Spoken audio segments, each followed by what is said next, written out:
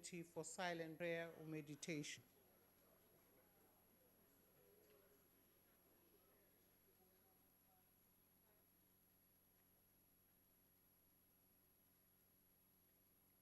Thanks. Please be seated.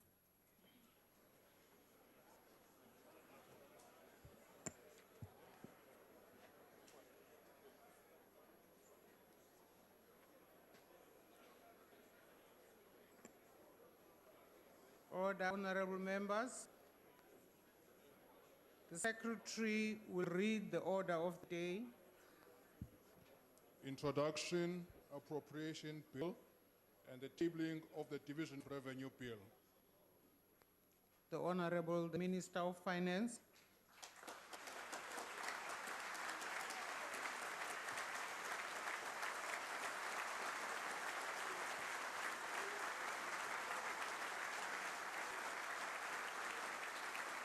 Yo.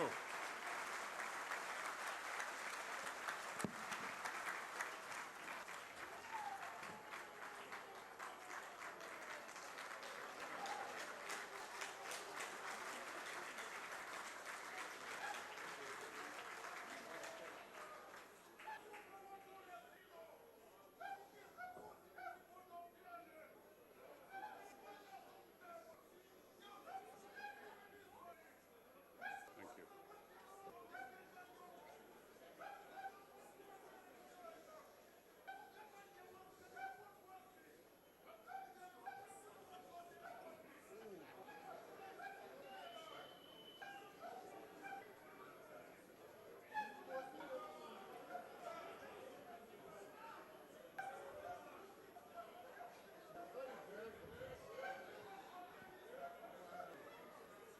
Siyabulela tata, siyabulela.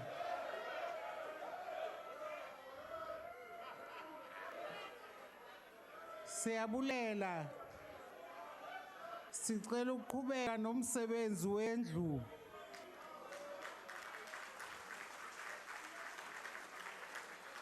The Honorable the Minister, please proceed. Honorable Speaker, Mr. President, Mr. Deputy President, Cabinet colleagues, and Deputy Ministers, Governor and Deputy Governor of the Reserve Bank, the MECs for Finance, and fellow South Africans. Sanbonani, Molweni, Goeiemiddag, Tobela, Dumelang, Absheni, Taubendani, Indimasi Ari, Lochani. Good afternoon. Before I proceed, Madam Speaker, on your behalf and with your consent, I wish to recognize two schools, apparently, that have been invited by yourselves for their spectacular pass rates. The first one looks very suspicious because it's from Kala, and I see the Secretary General in the audience there. And this senior secondary school in 2015 had a 92% matric pass rate, and in 2016 received the MEC award, and there's an individual amongst them, N. Atinkonti, who received the MEC award and is currently studying at the UCT. And secondly, the Masibambisani High School from Delft in Cape Town. Can you congratulate them for being here, please?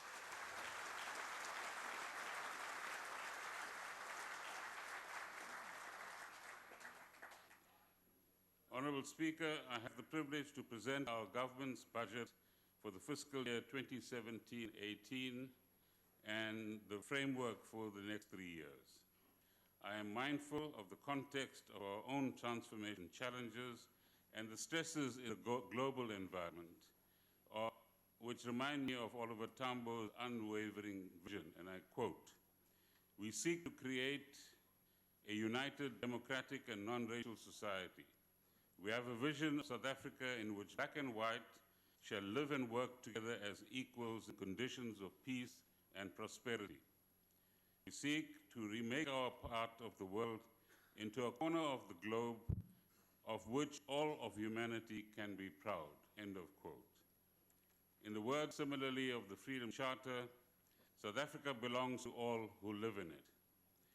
And in drafting our Constitution, this was a central foundational principle, and the values of freedom, dignity, and equality are embedded in our law and in our polity. This is also why our Constitution requires that all who live in our country, and that's all who live in our country, should have access to housing, medical care, social security, water, and education. There should be a progressive realization of access to tertiary education and other elements in a comprehensive set of social entitlements. Wealth and economic opportunities must be equitably shared. These commitments impose an obligation on government, but also on other role players and stakeholders in society. These realities, or some of these realities we are familiar with, but let us state the reality of life in South Africa. Wealth remains highly concentrated. 95% of wealth is in the hands of 10% of the population. 35% of the labor force are unemployed or have given up hope of finding work. Despite our progress in education, over half of all children in grade 5 cannot yet read adequately in any language. More than half of all school leavers each year enter the labor market without a senior certificate pass. 75% of these will still be unemployed 5 years later. Our towns and cities remain divided, spatially and otherwise, and poverty is concentrated in townships, informal settlements, and rural areas. Our growth has been too slow. It's 1% a year in real per capita terms over the past 25 years, well below that of countries such as Brazil, Turkey, Indonesia, India, and China. These are our realities. These are the realities that we must seek to transform and change. They mirror the stresses of poverty and vulnerability in many developing countries and the inequality between rich and poor throughout the world. Even in the developed world, there are fault lines and high levels of uncertainty today. Citizens lack trust in elites, and that includes, as I've always said, all of us. Growing inequality in societies both developed and developing. Globalization is benefiting only a few, the top 1% or 10%. Stagnant and falling incomes are the fate of the middle classes in many parts of the world. These, among other factors, are also a case for radical transformation of economic models and a call for inclusive growth both here and elsewhere in the world. The President has rightly emphasized requirements for transformation and change in South Africa are wide-ranging. Just give me a minute. Laws and regulations, policies and their implementation, initiatives of national and provincial and local governments, our Black economic empowerment charters and the engagement of business, organized labor and civil society partners are all critical levers of change, and so is our budget. This is not a transformation to be achieved through conquest, conflict, or extortion as in our past. We do not seek to reproduce the racial divides and racial domination that was the hallmark of apartheid nationalism. Our transformation will be built through economic participation, partnerships and mobilization of all of our capacities. It is a transformation that must unite, not divide South Africans. This is the task entrusted to us by our leaders such as Oliver Tambo, Helen Joseph, Walter Sisulu, and Nelson Mandela. We find ourselves at a conjuncture which requires the wisdom of our elders to help us make the right choices and keep the trust of our citizens. Madam Speaker, today's budget message is that we are once again at a crossroads. Tough choices have to be made to achieve the development outcome that we seek. As I pointed out, our economic growth is slow, unemployment is far too high, and many businesses and families are under stress. We face an uncertain and complex environment. At the same time, we face immense transformational challenges. We must overcome the inequalities and divisions of our society, and also Africans must share in a prosperous future. We have a plan for a more inclusive and shared economy. Its implementation requires greater urgency, however, and effective collaboration amongst all social partners. Change, of course, is difficult and often contested. In these tough times, we draw strength from resilience and the diverse capabilities of our people, our business sector, our trade unions, and our social formations. The key features of the framework for the 2017 budget include the following. Expenditure is within the envelope projected in last year's budget at the MTBPS. An additional 28 billion rands will be raised in taxes, and you'll hear in a moment how it affects you. The budget deficit for 2017-18 will be 3.1% of GDP, in line with our fiscal consolidation commitments. And government debt will stabilize at about 48 to 49% of GDP over the next 3 years. Redistribution in support of education services and municipal functions remain the central thrust of our spending programs. Government's wage bill has stabilized. Procurement reforms continue to improve the effectiveness of public spending and opening opportunities for small business participation. Our state-owned companies and financial institutions play a substantial role in infrastructure investing and financing development. Their borrowing requirements are taken into account in the overall fiscal framework that we present. As in past years, honorable members, the budget review and the estimates of national expenditure provide extensive details of developments in the economy, our fiscal and budget plans, and programs and activities of government departments and public entities. Madam Speaker, allow me to comment briefly on the international economic outlook. After several years of tentative economic growth, there are signs that a more sustainable economy might be underway. Growth in the United States and Europe is steady, although at low levels. India and China remain comparatively buoyant, and economies such as Russia and Brazil are set to recover from their respective recessions. The IMF projects the world economy will grow at 3.4% in 2017 and 3.5% in 2018. Still very modest growth. Many countries face the challenge of ensuring that as growth picks up, its benefits accrue to all in society. In the 2008 financial crisis and its aftermath, exposed deep fault lines in the world economy and in the distribution of income. Economic recovery has been slow. In several countries affected by unrest or war, there has been great hardships and dislocation of people, as we well know. The impact of trends in trade, technology, and commodity markets has been uneven across the world.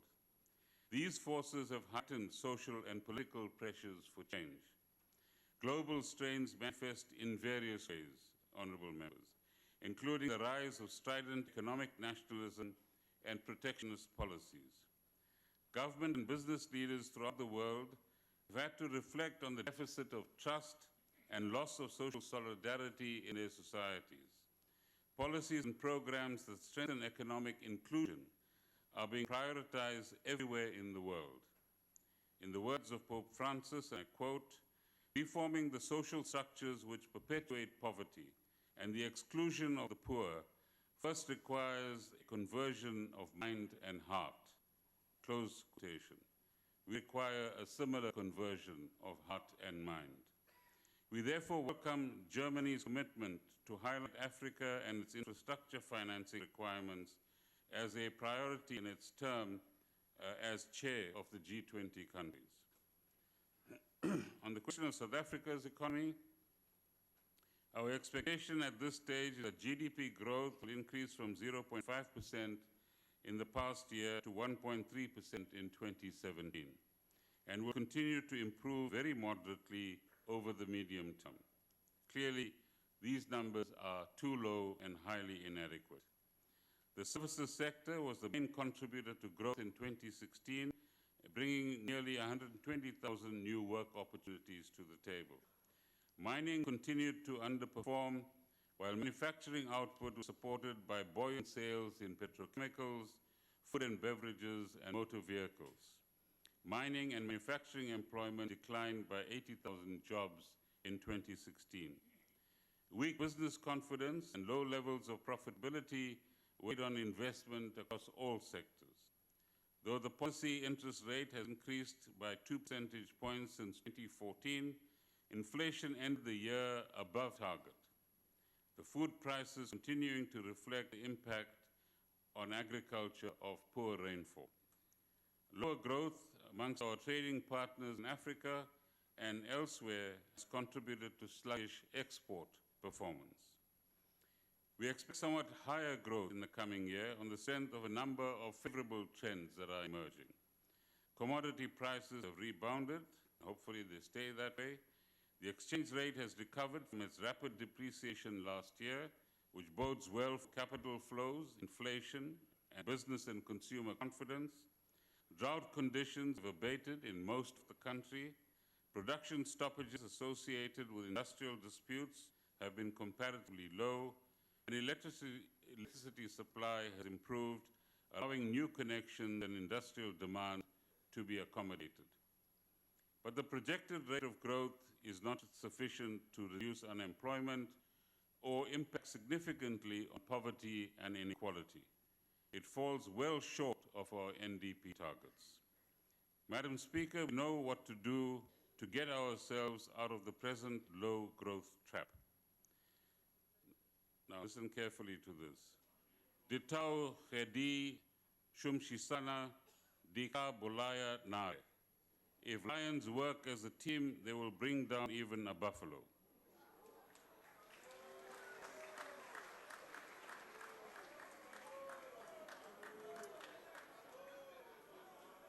Shumishan. And we've got to be, honorable members, lions with all types of T-shirts on to bring the buffalo down. In order to boost investment in the short term, there are several specific imperatives. Finalizing legislation relating to mining development and land redistribution, implementing the transition from analog to digital television, which will release spectrum for broadband services, which Mr. Kwele is anxiously waiting for, continuing our independent power producer program, both in renewables and to take advantage of gas investment opportunities, further strengthening of economic regulatory functions and streamlining investment approval processes. That's well on its way. Production-friendly industrial relations and prompt resolution of disputes that the Deputy President has been working on, an enabling environment for small enterprises, and support through leveraging the private and public sector procurement budgets, work that Minister Zulu is doing. Focused support on labor-intensive sectors of the economy, including agriculture, agro-processing, and tourism-related services. Strengthening regional ties and trade links, and safeguarding South Africa's investment-grade credit rating, which will be an issue once again this year. The 2017 budget, Madam Speaker, allocates funds over the MTF period to support economic growth in various programs. 3.9 billion rands for small, medium, and micro enterprises and cooperatives, 4.2 billion rands for industrial infrastructure in special economic zones and industrial parks, 1.9 billion rands for broadband implementation, 3.9 billion rands for the CSIR, an additional 494 million for tourism promotion, an additional 266 million to support the aquaculture sector and realize the goals of the oceans economy, Pakisa operation, and spending on agriculture, rural development, and land reform amounting to nearly 30 billion rand by 2019-2020. Effective implementation of these and other programs and initiatives will set us on a higher growth trajectory than currently projected.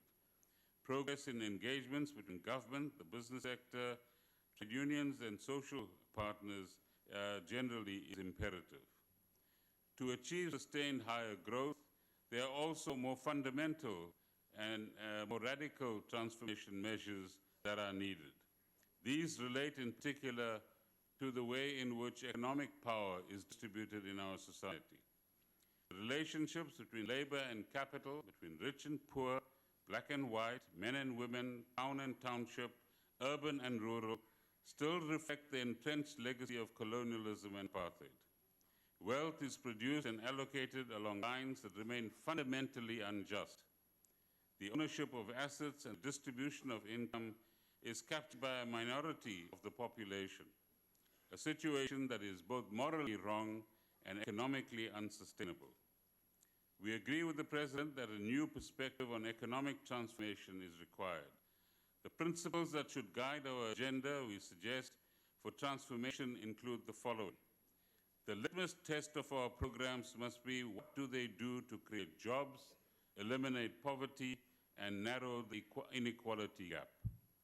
Transformation must be mass-based, benefiting the most disadvantaged South Africans through the creation of new assets, capabilities, and opportunities to build real livelihoods. We have to mobilize both private and public sector investment in social and economic infrastructure, new technologies, new activities that help build a modern and diversified economy. We must continue to confront cartels and collusion robustly and provide new opportunities for access to markets.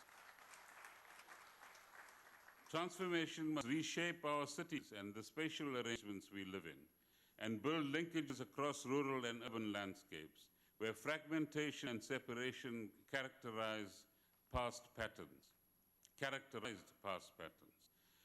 Transformation must achieve a more balanced structure of ownership and control in our economy. Transformation should also build on and strengthen democracy, entrench open, transparent governance, and the rule of law. Transformation must build self-reliance of South Africans and reject the dependence on debt and protect our fiscal sovereignty, which is quite crucial. It must also result in an economy that belongs to all, black and white, where the legacy of racial domination is no longer visible. In 1969, the ANC resolved, and I quote, "Our nationalism must not be confused with chauvinism or narrow nationalism of a previous epoch. It must not be confused with classical drive and elitist group among the oppressed people to gain ascendancy so that they can replace the oppressor in the exploitation of the masses," quote quotation.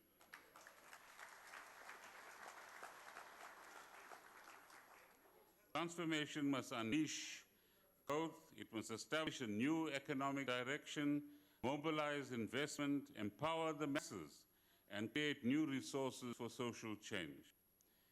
Of course, we still have a long way to go, but we're very aware of what we have to do. Let me turn to fiscal policy and the budget framework that we present today. Madam Speaker, the 2017 budget reflects a balance between maintaining our spending commitments and ensuring long-term health of the public finances. And that's the responsibility that the public has given us.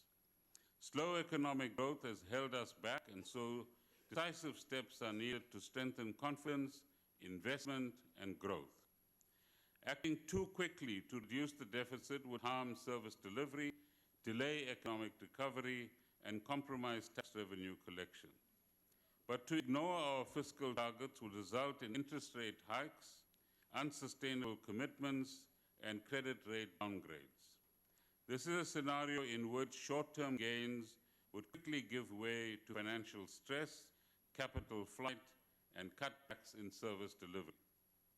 To ensure a balanced and sustainable recovery, we indicated in the medium-term budget policy statement that we will raise an additional 28 billion rands in tax revenues. We also need to reduce spending by a total of 26 billion rands over the next 2 years. Proposed expenditure for 2017-18 totals 1.56 trillion rands. Interest on debt amounts to 169 billion rands. That's the interest that we're paying on 2.2 trillion rands worth of debt presently. And that begins to push out the kind of expenditure we want to undertake both on social services and on economic support. Projected revenue in this financial year, the coming financial year, amounts to 1.4 trillion rands. The balance of 149 billion, or 3.1% of GDP, is the amount we need to borrow in 2017-2018. Let me repeat that. 149 billion rands needs to be borrowed in the year 2017-2018.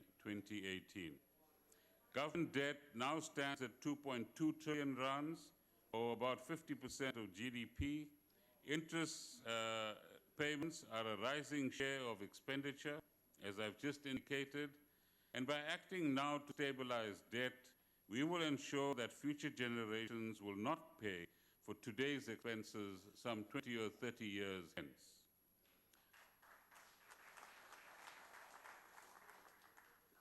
Over the medium term, expenditure on public services will continue to grow moderately above inflation. A substantial additional allocation to higher education is again proposed, adding 5 billion rands to the 32 billion rands previously announced. I thought Minister Nzimande would jump up a little bit. We will, of course, he's got a partner in the president these days.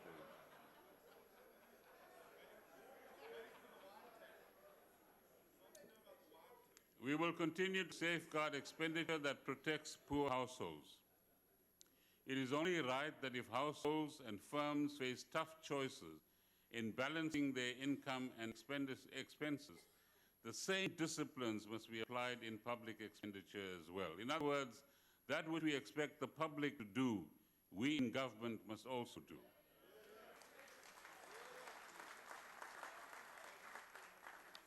Citizens must rightly demand accountability to ensure public funds are used for the intended purposes.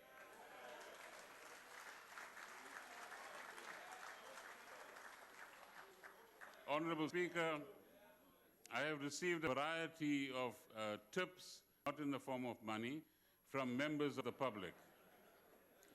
Ms. Fori wrote, and quote, "I still wonder why we do not have tax as a subject in school. Perhaps the government should educate people from a young age about tax so that they will have an understanding that there is no government without taxpayers." Quite right, Ms. Fori.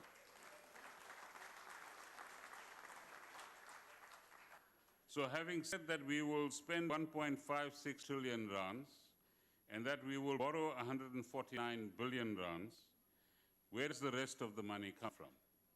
It comes from taxes, and where does the 28 billion rand increase in taxes come from?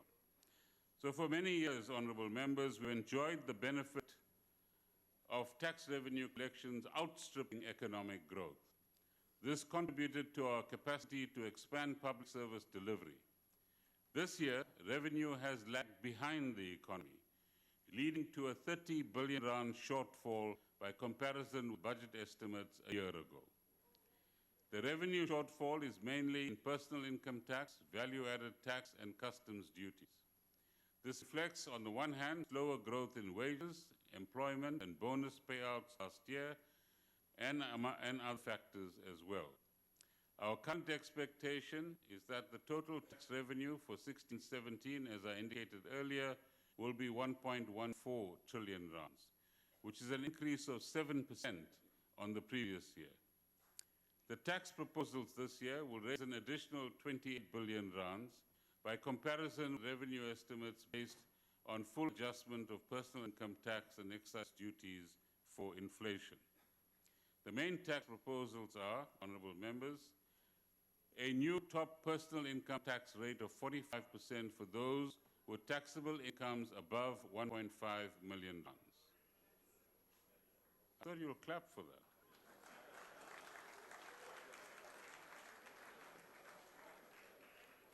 Because this is what you call progressive taxation.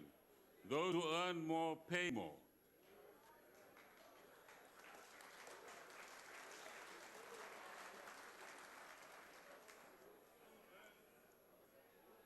An increase in the dividend withholding tax rate from 15% to 20%, a limited bracket creep relief, increasing the tax-free threshold from 75,000 to 75,750 rands, an increase of 30 cents per litre in the general fuel levy, and 9 cents per litre in the road accident fund levy.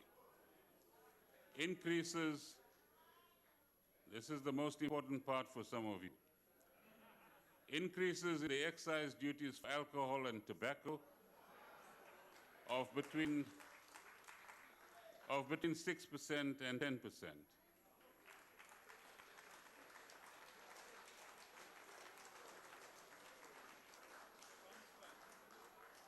Relief will be provided in the affordable housing market, and this is an important measure we are taking to support people in the middle income groups through an increase in the threshold above which transfer duty is paid, or put the other way, in the past, if you bought a house for 750,000 rands or less, no transfer duty was paid, and as the new tax year starts, if you buy a house 900,000 rands and less, no transfer duty is to be paid.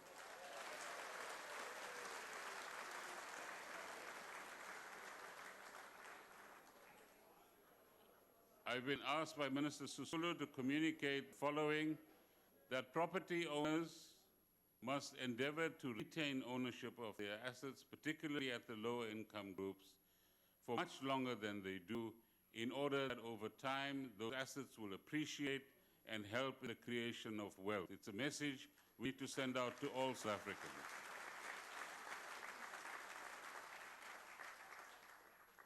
The annual allowance for tax-free accounts will be increased to 33,000 from 30,000 rands.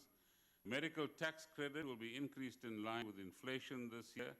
It should be noted that consideration is being given to possible reductions in this subsidy in the future as part of the financing framework for the new national health insurance. Further consultations are currently taking place on the other matter that concerns some of you, on the tax on sugary beverages. Arising from these discussions and working closely with the Department of Health, the proposed design has been revised to include both what are called intrinsic and added sugars. The tax will be implemented later this year once details are finalized and the legislation is passed by yourselves. The proposed carbon tax and its date of implementation will be considered later this year by Parliament. On question of combating tax avoidance, or ducking taxes if you put it in simple language, multinational corporations continue to use inconsistencies in global tax rules to their advantage and to avoid tax liabilities. In fact, you have many multinational corporations that are residing in 150 or 200 countries and end up paying very little or no tax to any country. South Africa intends to sign a multilateral instrument this year which will assist in the updating of treaties and will reduce the scope for aggressive tax avoidance activities. Applications to the Special Voluntary Disclosure Program have once again been initiated. SARS has already received disclosures of 3.8 billion rands in foreign assets, which will yield revenue of about 600 million rands. So if any of you have friends or family that have assets outside that they haven't disclosed, here's an opportunity to come forward to SARS and declare your monies. The program, please note, will be open until the end of August this year. The automatic exchange of information between tax authorities will come into operation in September this year. Honourable members, this is a very important development, where in the past, tax authorities of different countries had the option to either give information or not give information. Part of the international campaign against base erosion and profit shifting is that automatically countries, once requested, must provide information on a taxpayer that is operating in another jurisdiction whilst being investigated by, for example, our jurisdiction. That's a very important measure. Multinational companies will be required to file further information with SARS on cross-border activities from the end of the year. We will continue to work actively with the international tax community and within government to modernize customs administration, combat cross-border revenue leakages, money laundering, and harmful tax practices. Honourable members, an efficient and trusted tax administration is one of South Africa's institutional strengths. SARS has played an integral role in building the democratic state by ensuring that expected levels of revenue are available to fund spending programs. SARS must continue to develop the skills and capacity needed to enforce legislation and strengthen its efforts to curb tax avoidance and evasion and address transfer pricing, a component of illicit financial flows. Madam Speaker, I have requested the Davis Tax Committee last year to advise on an appropriate governance and accountability model for SARS. This was last done in 1994 by the Tax Commission. Some of you have been around since then, so you will remember.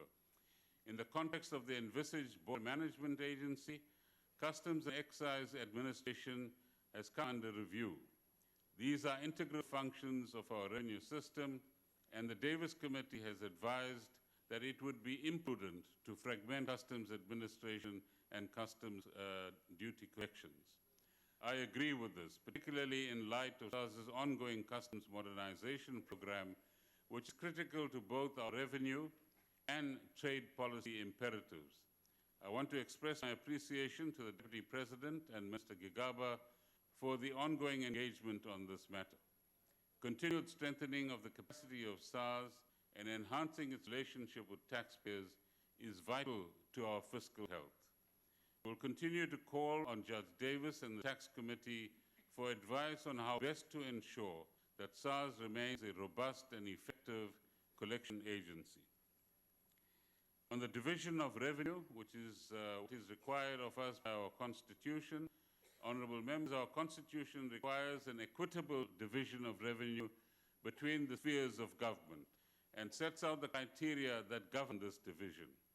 The funds available after providing for debt service costs and a contingency reserve increased by 6.9% to 1.24 trillion next year, and is expected to rise to 1.43 trillion in 2019-2020. Over the next 3 years, 47.5% of available funds are allocated to national government and departments, 43.4% to provinces, and 9.1% to local government. The division of revenue involves a substantial redistribution of resources from the wealthiest areas in our country, where most of our taxes are raised, to lower income communities and households. The allocations to predominantly rural municipalities are twice as large per household than those to metropolitan councils. The redistribution of resources is an enabling foundation for a broader transformation of services and opportunities in our cities, towns, and rural areas. Development also requires effective management of public services and promotion of enterprises and income-generating activities. As far as provincial financial management is concerned, let me share with you that in the context of our constrained fiscal environment, provinces have already made progress in reducing spending on non-core goods and services and in controlling personnel costs, and they need to be congratulated for their work.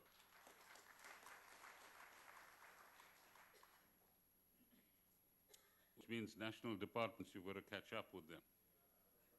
Spending on non-essential goods and services fell in real terms by 7.1% in 2014-15, 6.1% in 15-16, and is anticipated to decline by 4.5% annually over the medium term. The proportion of provincial spending on personnel has declined to just under 60% in 2016-17, freeing up more resources to invest in services. Provinces have also, it's okay, you can do it, wake up your neighbors. Provinces have also put their public entities under review to eliminate duplication of activities and ensure effective governance and clear development mandates. 3 new conditional grants will take effect in 2017-18. They will expand access to early childhood development, improve facilities, provide for increased employment of social workers, and improve opportunities for learners with profound disabilities. The Auditor General has called for stronger leadership within provinces to remedy financial management challenges. Better cash management is needed to ensure suppliers are paid on time. Improved oversight is needed to curb unauthorized expenditure. And there must be adherence to the procurement rules to limit irregular expenditure. As far as municipalities are concerned, government continues to invest in improving the financial capability of municipalities. In the period ahead, National Treasury and provincial treasuries have agreed to focus their efforts on 4, hopefully, game changers. The first is the new Municipal Standard Chart of Accounts, which will be implemented from 1 July 2017, contributing to greater transparency and consistency of municipal finances. Secondly, targeted supply chain management interventions to achieve cost savings and combat fraud.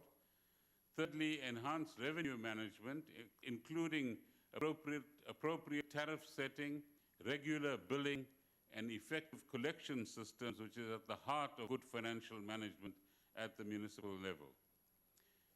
And lastly, improved asset management, including adherence to 8% of the value of assets being spent on their maintenance.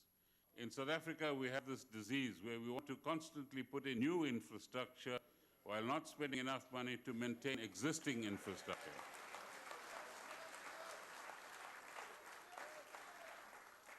If we make progress in local financial management, we will transform the lives of millions of people across the country. Now, what is the relationship between the budget and transformation that we require in our economy and society? Madam Speaker, the budget gives effect to our transformation action agenda by financing government programs which firstly ensure that many more people live in dignity every single year, radically improve access to services and economic participation across all racial lines, energize growth and create jobs, increase investment and development at national, provincial, and local level, mobilizing resources across government, business, and other sectors of our society. A growing economy makes more rapid transformation possible, but it is the fiscal system that is the most direct vehicle for redistribution and inclusivity. The South African budget finances the construction of houses and schools, the education of young people, care for the elderly, and incomes of the most vulnerable in our society. About 2/3 of the budget is dedicated to realizing social rights in South Africa, which is a huge achievement for all of us.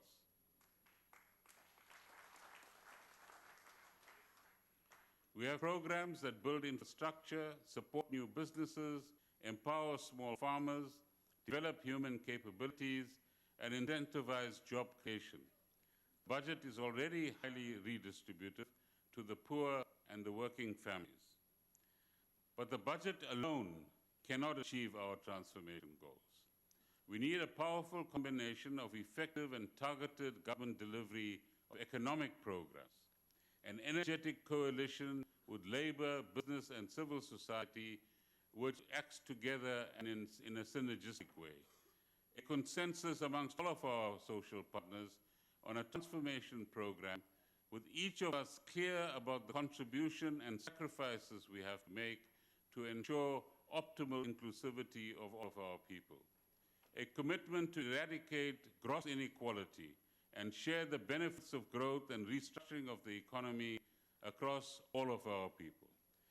Government can be, of course, an important catalyst, but it cannot carry all of the responsibility ensuring that every citizen experiences a palpable and real change in wealth, in dignity, and in well-being. This has to be our collective choice as South Africans. So how do we develop or work towards a transformation action agenda? Transformation is in part about overcoming the legacy of exclusion and inequality of the past but it is also about restructuring the economy to take advantage of new technologies, new forms of market access, and investment opportunities. It's about investing in social capabilities through better outcomes in health and education and skills development, and through inclusive and responsive institutions. Let me say clearly and emphatically, sound public finances, the health of our financial institutions, investment-grade credit ratings, and our competitive public procurement processes are all valued elements in the sustainability and integrity of our transformation path. In other words, without doing the right things financially, we can't go about implementing all the ambitions and programs we have. It just won't work. So also are the clarity of vision and the details of the sectoral priorities and programs set out in the National Development Plan. Radical transformation and inclusive growth touch many aspects of social organization and economic activity. Renewal and wide participation have to be opened up across as broad a range of industries and social formations as possible. The portfolio of every member of cabinet, every provincial MEC, and every member of mayoral committees, indeed all councillors, are involved, while responsibilities arise in business, every NGO, and every voluntary association in our communities. And we need to see progress rapidly. There's a growing impatience and ferment among our people. Can we channel this energy into constructive activism and productive collaboration is the question we have to answer. Allow me to emphasize 5 critical priorities in which government is committed to work with the private sector and other social partners to propel inclusive growth. Firstly, improved education is a central priority, and particularly the quality of basic literacy and numeracy achieved in the first phase of schooling. We must increase funding for proven interventions in this regard. Secondly, reform of technical and vocational education and training programs is vital so that they effectively meet occupational and industrial needs of our economy. We must strengthen collaboration between employers and TVET colleges, as Minister Nzimande will ask. We must accelerate development of our cities, housing investment, improve public transport and urban enterprise and industrial development. South Africa's integration and linkages with its regional neighbors offers significant opportunities for enterprise growth, agricultural development, and new industrialists and industries. Reform of domestic market structures, promotion of competition, deconcentration of monopolized industries, public and private, and greater private sector participation in sectors that might be currently dominated by public enterprises will all benefit us at the end of the day. These are structural reforms which bring opportunities for business development, modernization, and a more balanced distribution of wealth and opportunities for all of our people. In regard to market concentration, honorable members, I need to commend the work of the competition authorities under Minister Patel's leadership. These are difficult regulatory issues that we've witnessed recently, particularly where the activities in question involve large institutions operating in internationally integrated and complex markets such as financial markets. In the year ahead, the Department of Economic Development will finalize the establishment of the Tirisano Fund to be financed from the construction sector settlement. It will boost much-needed skills amongst Black South Africans and support emerging enterprises in the construction sector.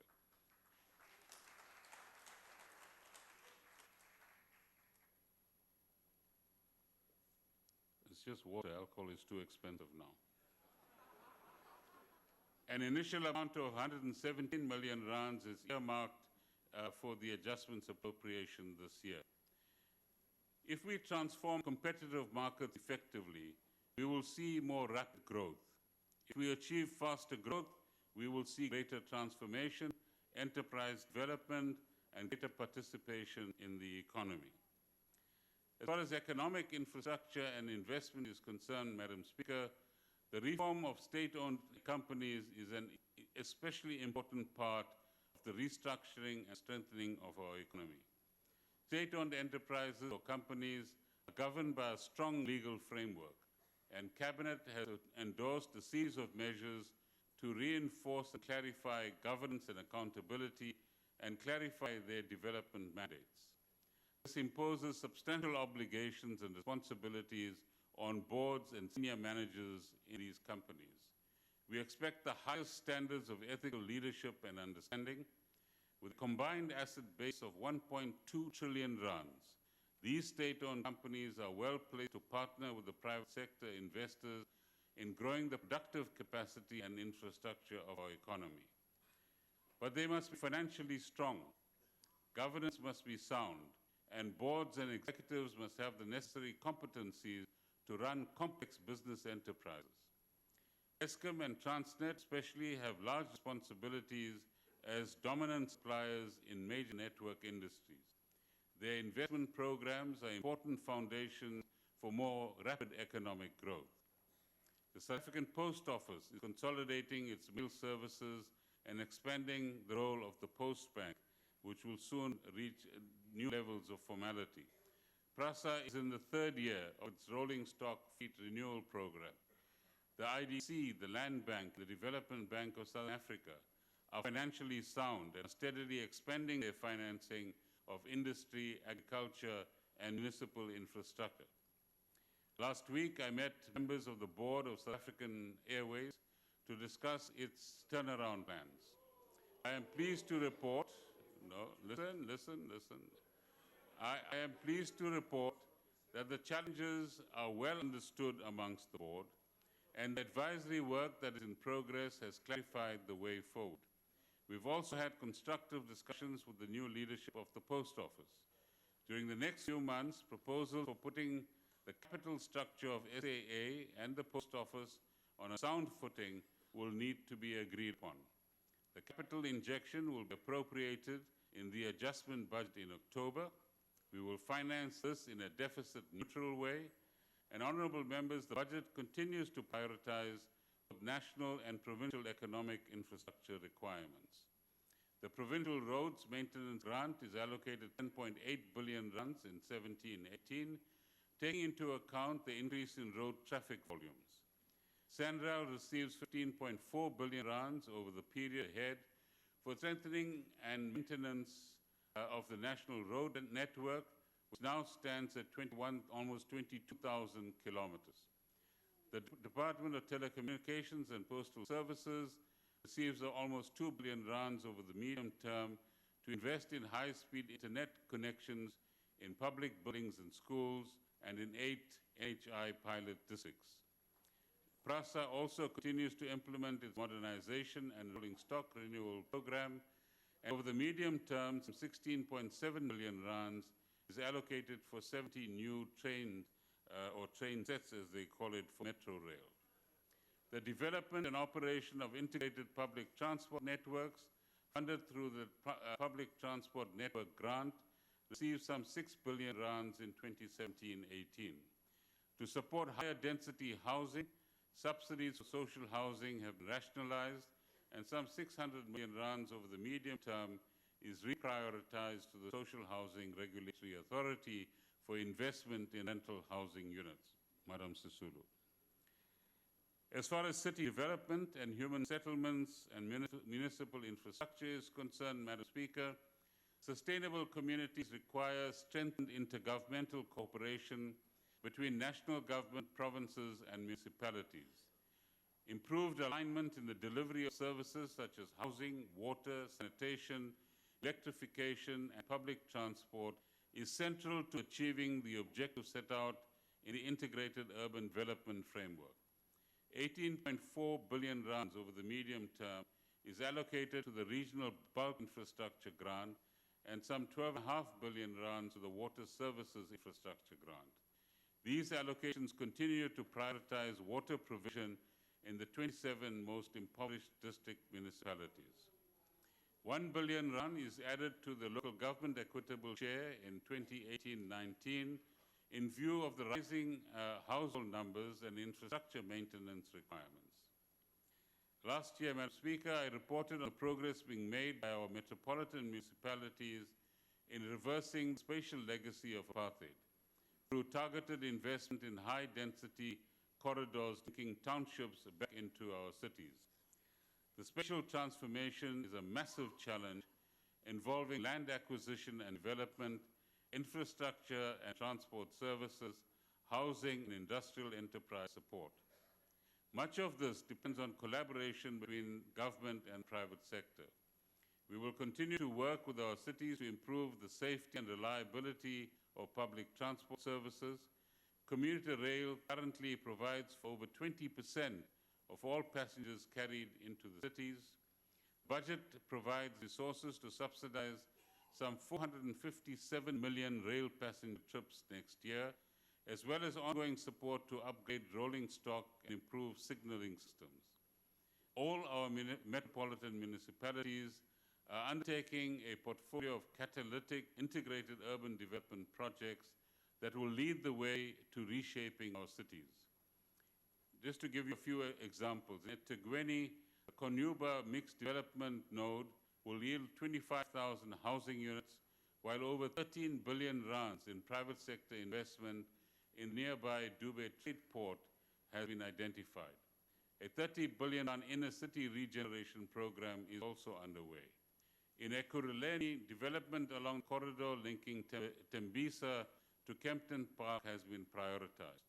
In Cape Town, it has adopted a transit-oriented development strategy, including mixed-use development of the Belleville Transport Interchange, upgrade of the Philippi East Station Precinct, and the redevelopment of Athlone Power Station. In Mangaung, the airport development node is under construction, and 8,500 affordable housing units will be built in and around the inner city of Bloemfontein.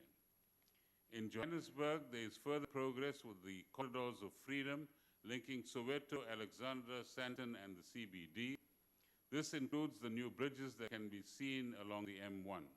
We've also seen substantial investment in township precincts in response to the Neighborhood Development Partnership grant. 190 projects have been completed, and a further 55 are in construction. In the Jubatina, Alabama hub in Matlosana, for example, an NDP investment in transport and health facilities has been accompanied by a commercial investment commitment of some 155 million rands. In the Solomon Mashlangu node in Tshwane, which serves over 500,000 people, a 1 billion rand public investment in roads, parks, trading facilities is expected to leverage 4 billion rands in private investment. These are all excellent examples of public-private cooperation and synergies being developed. Encouraging investment.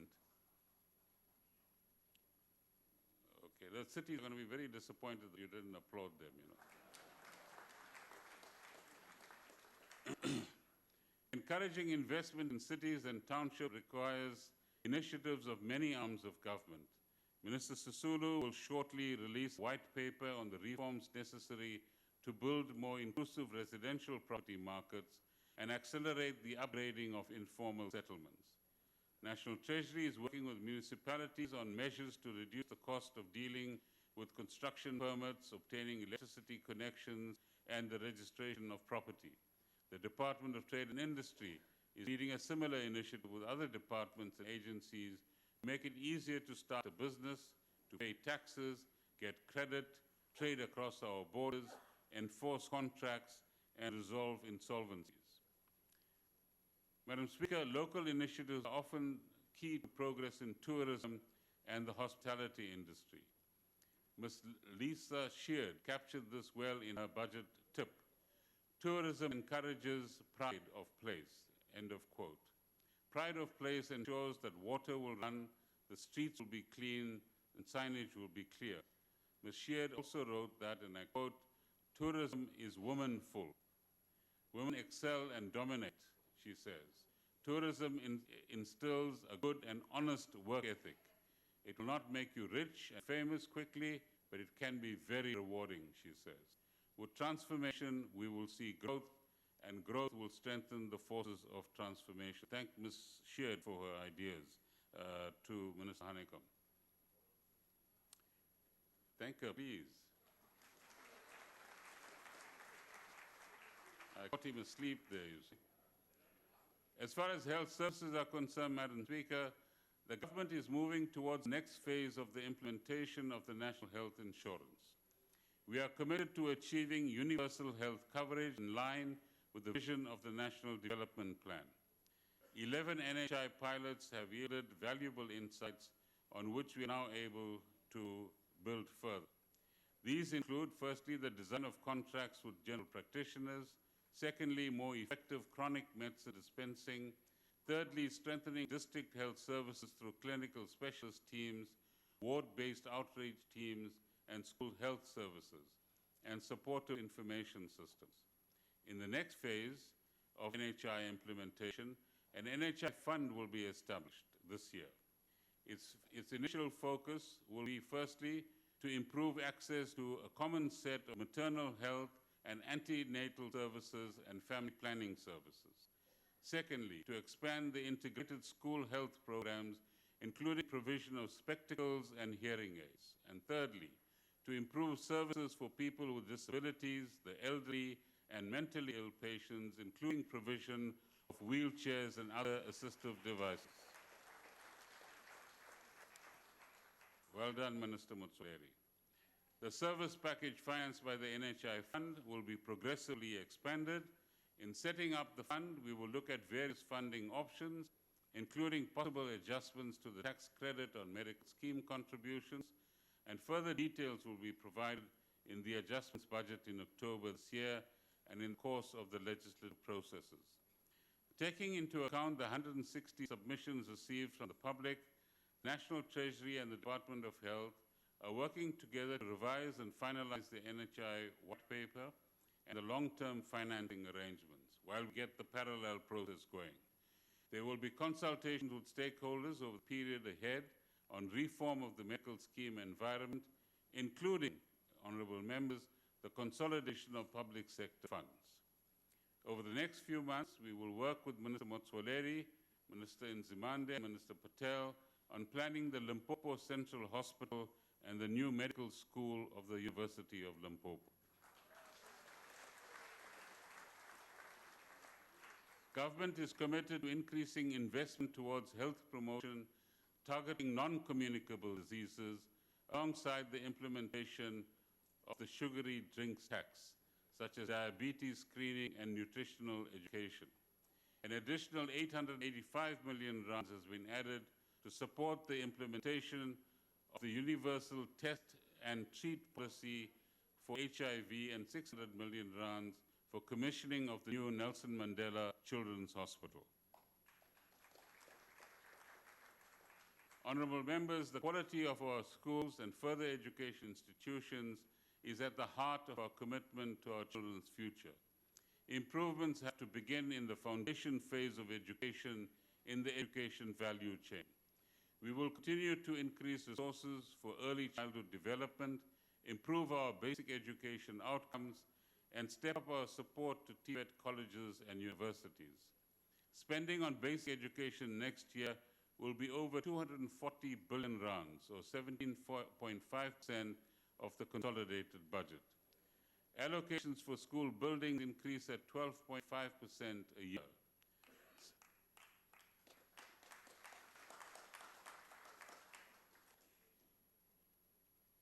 Minister Mutseka requires your encouragement. Spending on learning and teaching support materials increases by 9.5% over the next 3 years. Now, in this context, how are we supporting university students? Government recognizes the needs articulated by students in universities and TVET colleges. As the economy grows, we will be able to do more to finance an expansion in tertiary education opportunities and improvements in student funding. Madam Speaker, in addition to the increase of 32 billion rands we made in the higher education allocations in last year's budget and the 2016 MTBS, we have added a further 5 billion rands in the outer year of this MTEF. Government has provided funds to ensure that no student whose combined family income is below 600,000 rands per annum will face fare increases at universities and TVET colleges for 2017. All poor students who have applied and qualified for NSFAS awards and who have been accepted by a university or TVET college will be supported. The Hare Commission of Inquiry into Higher Education and Training, established by the President, will complete its work by June this year. The Interministerial Committee on Higher Education, led by Minister Hadebe, is engaging all stakeholders to discuss the various issues affecting this area. Civil society initiatives involving business, churches, and other organizations have created both the space and the opportunity for a diversity of options to be considered. The President has invited stakeholders to participate in these processes that are underway so that all views are heard and all contributions accepted. Given the magnitude of student funding requirements, it is imperative that we find consensus on a clear roadmap towards a better higher education and training system, and a roadmap we're going to need for the next 5 to 10 years. It will clearly indicate how society will achieve access, opportunity, financing, and support for students in the university and further education sectors. Several broad principles assist in finding the way forward and developing this roadmap. Government is determined to address the challenges identified in post-school education and training in a phased manner. Resources will be taken into account in determining the pace with which these can be addressed. Government stands ready to engage with education stakeholders and adapt financing arrangements as may be required in future years within the scope of available resources. Universities, students, and education stakeholders share responsibility for improving access and quality and the diversity of higher education and training provided within a framework of consultation rather than confrontation. A growing contribution is needed from employers and industry through funding of bursaries, internship opportunities, and research programs, recognizing that this is the foundation of future productivity and technology advances in our economy. Together, we will find a way forward that meets student funding needs fairly and sustainably so that rising numbers of graduates can contribute positively to inclusive growth and transformation of the economy. Let's talk rather than fight.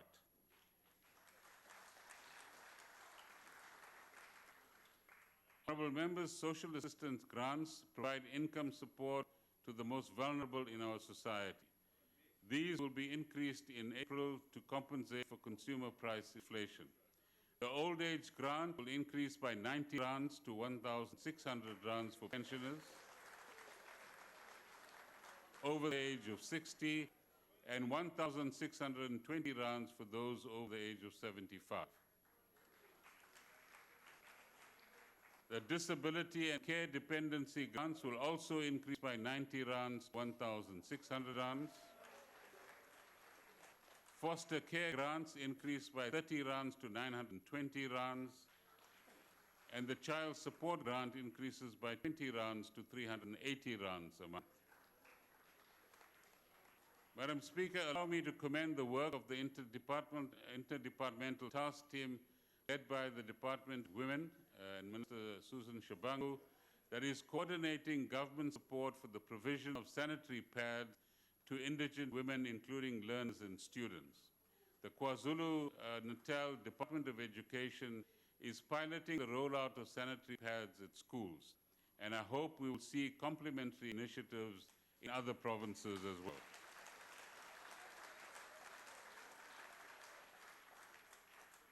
On the issue of public procurement, honourable members, public procurement will amount to 1.5 trillion rands over the next 3 years.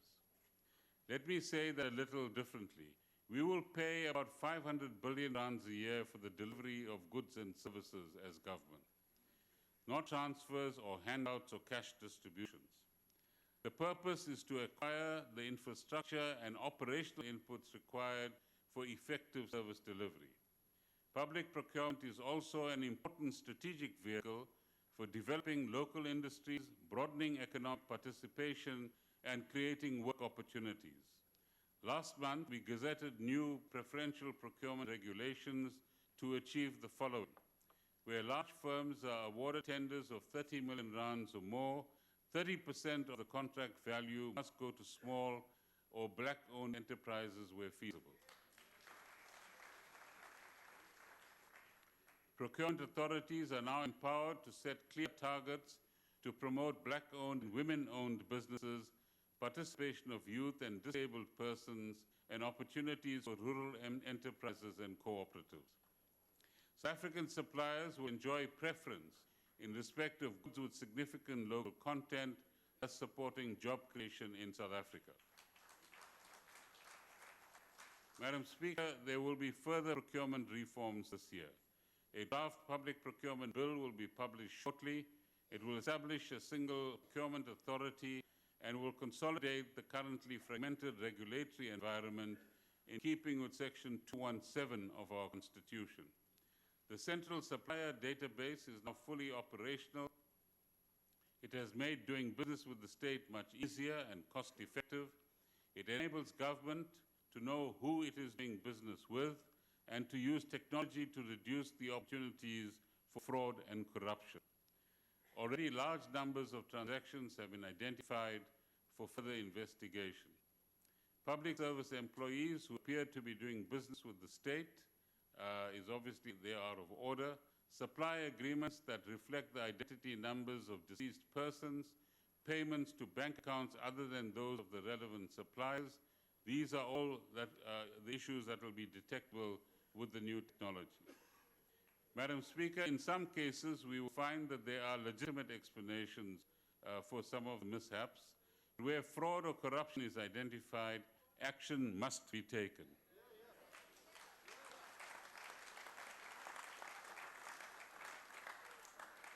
The Procurement Office currently manages 71 transversal contracts covering some 23,000 items worth 61 billion rands. Good progress is being made to find better value for money while expanding and diversifying the number of suppliers. Let me give you some examples. Savings of 675 million rands in 2016-17 on cell phones and vehicle contracts. The vehicle contract alone is expected to save the state between 1 billion and 1.5 billion per year over the medium term. In the property leasing sector, we expect savings of between 2 and 3 billion rands to be realized, while releasing resources for greater employment and contracting in building maintenance and services. Collaborative efforts between CETA and the National Treasury have led to savings of some 2.5 billion rands over the next 3 years in the 10 largest ICT equipment contracts. Working with the Department of Basic Education on cost-effective standards for building design, we have reduced the average cost of new schools from 70 million rands for 7,500 square meters to 34 million rands, almost half. I need to emphasize again that suppliers who have met their delivery obligations are entitled to payment within 30 days. Officials, please note. We will continue to monitor progress in meeting this particular commitment. Transformation of the financial sector. Since the global financial crisis in 2008, we, together with our partners in the G20, have been on a long journey to make the banking system safer and prevent the type of economic crisis that systemically important banks can trigger. We responded with a series of substantial, intrusive, and intensive regulatory reforms, both globally and in South Africa. Cabinet approved the shift to the Twin Peaks regulatory system to make the financial sector safer and serve South Africa better and reduce the risks to South Africa, introducing the following structural reforms to our regulatory system. In 2012, the new Financial Markets Act introduced the framework for unlisted derivatives, which caused so much of the damage in the 2008 global financial crisis, based on the subprime loans. In 2013, the Banks Amendment Act brought in requirements for increased capital and better liquidity management. In 2013, government took steps to deal with household over-indebtedness, starting with abuses in emolument attachment orders or garnishing orders. In 2015, former Minister Nene tabled the Financial Sector Regulation Bill to give effect to the Twin Peaks system. As soon as this bill is enacted, we will be able to establish a dedicated market conduct regulator to protect customers and ensure that they are treated fairly. Earlier this year, together with Minister Davies, new restrictions on credit life insurance were implemented, preventing the sale of retrenchment insurance to people without jobs, for example. As an employer, national government has investigated some 135,000 of these garnishee orders against state employees and reduced the number of deductions by some 50,000 at this stage. We hope all employers will assist their employees in the same kind of way, that is, safeguard them from unfair garnishee orders. As we have seen recently with the Competition Commission investigation, there is evidence of a collusive culture, a greedy culture, at trading desks in banks. It is precisely to deal with such abuses that we have proposed a dedicated market conduct regulator, and we hope Parliament will pass this bill as soon as possible. Collusion must be stamped out, whether it is in the banking, construction, or the bread industry. But banks need tougher rules to cover financial market abuses, and the Reserve Bank and National Treasury have initiated work on a more comprehensive financial markets review under the leadership of former Deputy Governor James Cross, to build on the review conducted in 2014. Although progress has been made in transforming the financial sector, more needs to be done to broaden access through more affordable financial services, improve market conduct, ensure employment equity at top management levels, provide procurement opportunities, and transform ownership. We live in an era, honourable members, of rapid technological change.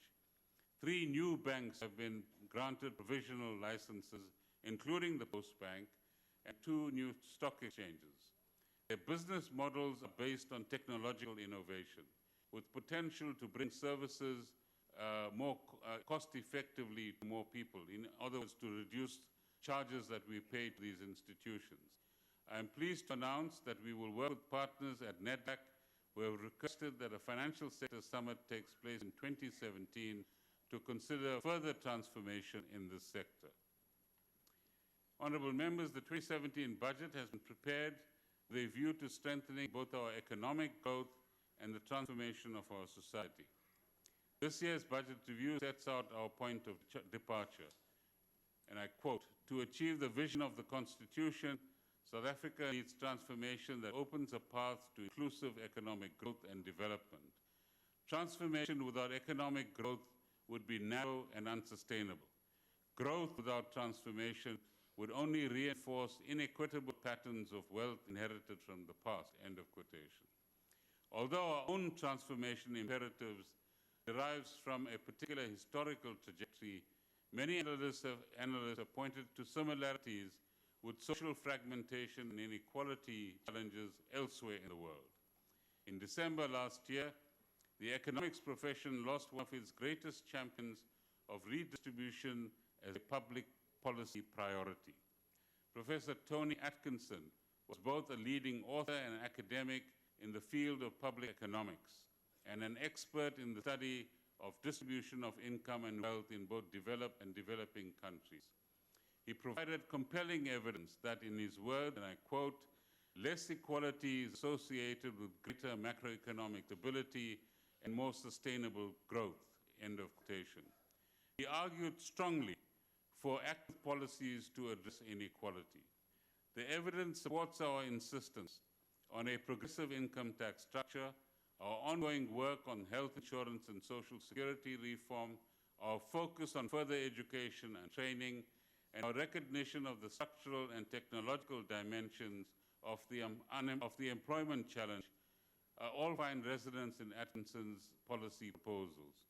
With an international agenda in mind, he also set out case for a global individual tax on total wealth, higher official development assistance by rich countries — I hope the diplomatic corps is listening to this carefully — improved access of households to credit markets, and guaranteed public employment for those out of work. These are some of his ideas.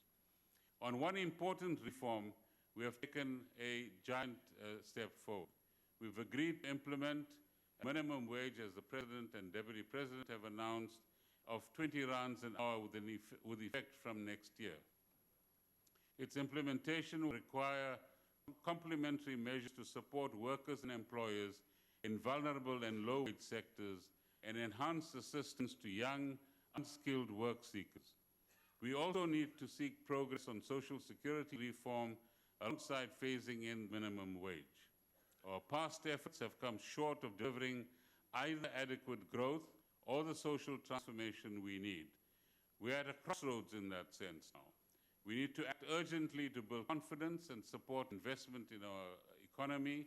We need to bring all stakeholders onto an inclusive growth and transformation path. We have proven that we can change course through negotiation, participation, and partnership. We have the resilience needed to move forward confidently, even in uncertain times. Last year, impetus was given to several initiatives under the leadership of Mr. Jabu Mabuza, as far as the CEO initiative is concerned. A fund to support small and medium-sized enterprises has been established voluntarily by the private sector to the tune of 1.5 billion rands, and that money is in the bank. A youth employment service program has been initiated with the aim of creating 1 million work opportunities over the next 3 years for our young people in private businesses.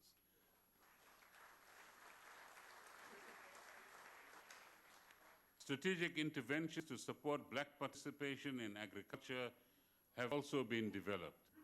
In the year ahead, our focus must be on inclusive growth and a transformation action plan.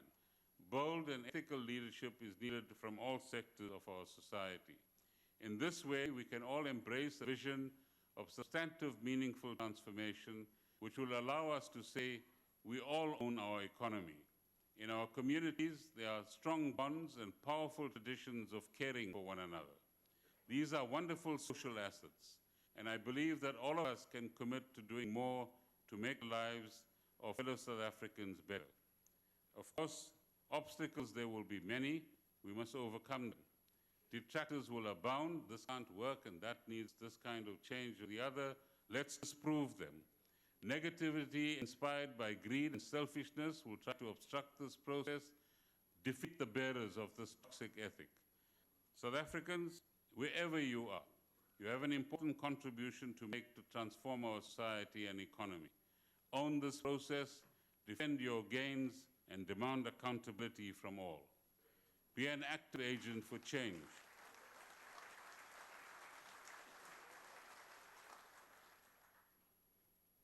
Umanyano ingamandla, unity is power.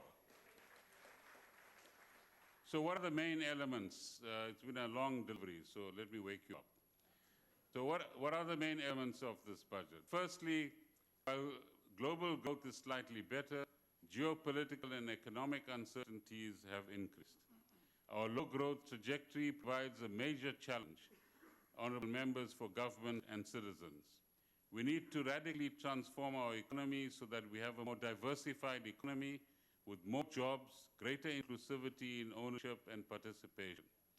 Our financial situation is constrained, but we have still produced a credible budget, and there's lots of money in the system that we could use better.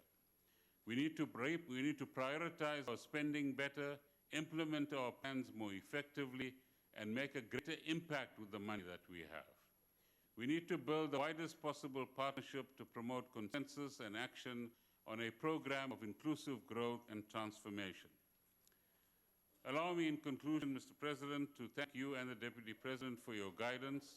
I would also like to thank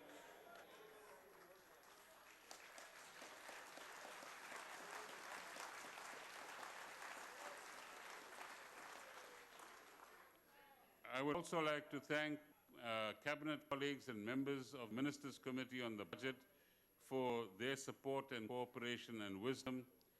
I thank the provincial premiers and finance MECs and municipal mayors who share our fiscal and financial responsibilities. Point for the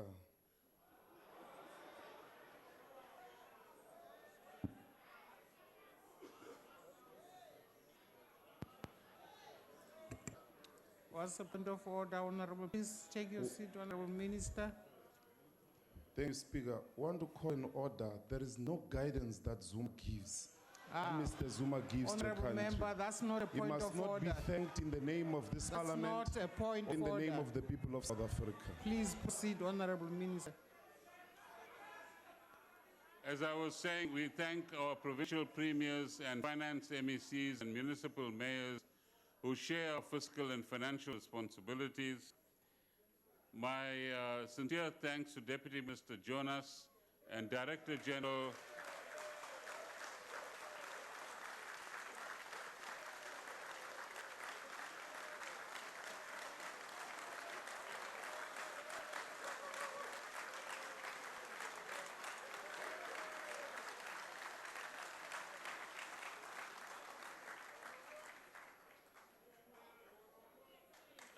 So my thanks to Deputy Minister Jonas and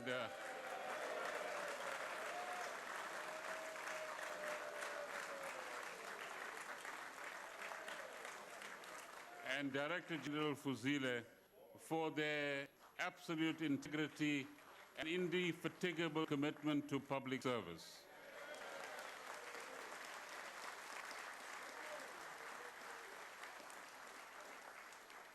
Honourable members of the House, you will join me in expressing our collective appreciation to the staff of National Treasury, the South African Reserve Bank, the South African Revenue Service, and the finance family institutions.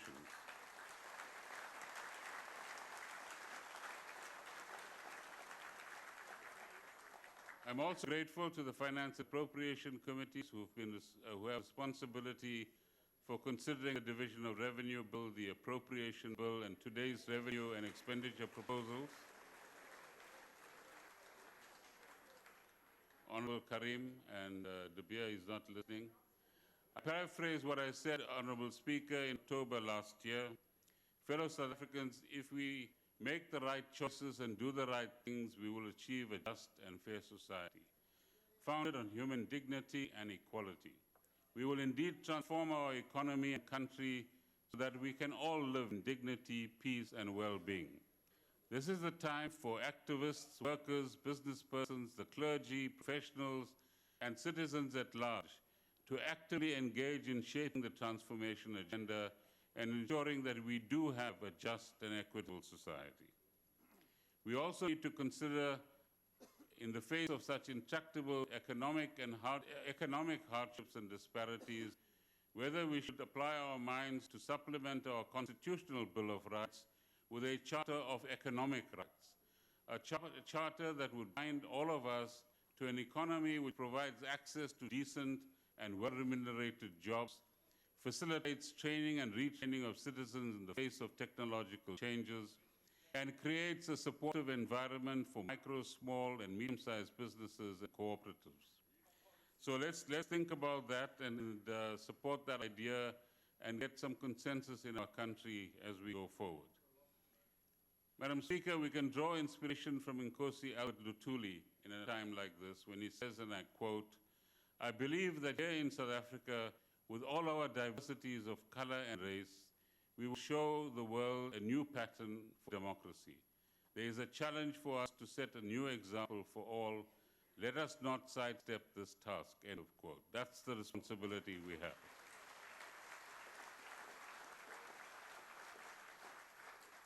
Ours is a collective responsibility, despite many distractions, to live up to the expectations of Oliver Tambo, Walter Sisulu, Bayes Naudé, Nelson Mandela, Albert Luthuli, Yusuf Dadoo, Lillian Ngoyi, amongst many others. In this way, we will honor the confidence and trust that our people have put in us. In this way, our transformation efforts will serve all South Africans. In his tribute to the South African soldiers who lost their lives with the sinking of SS Mendi, the poet S.E.K. Nkai wrote, and I quote, "Ukonza nye, ukuze kupile abanye." Somebody has to serve so that others can live.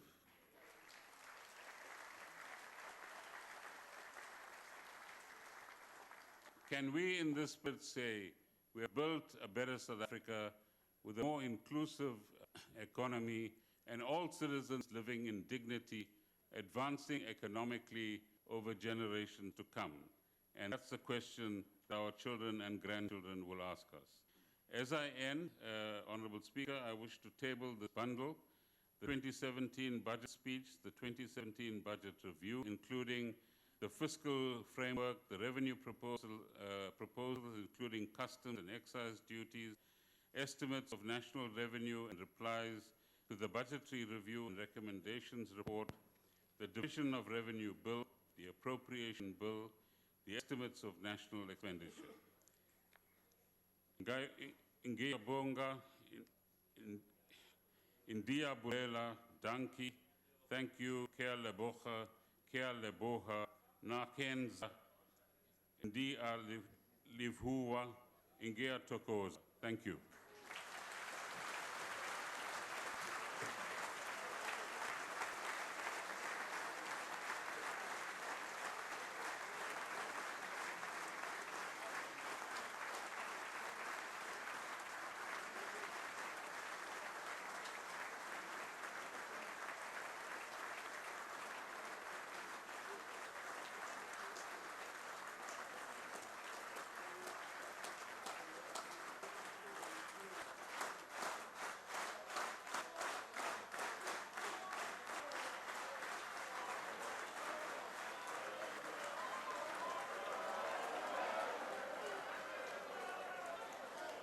Order. Honorable members, on your behalf, I thank the Honorable the Minister. The papers tabled by the Minister will be referred to the relevant committees. That concludes the business for the day. The House is adjourned.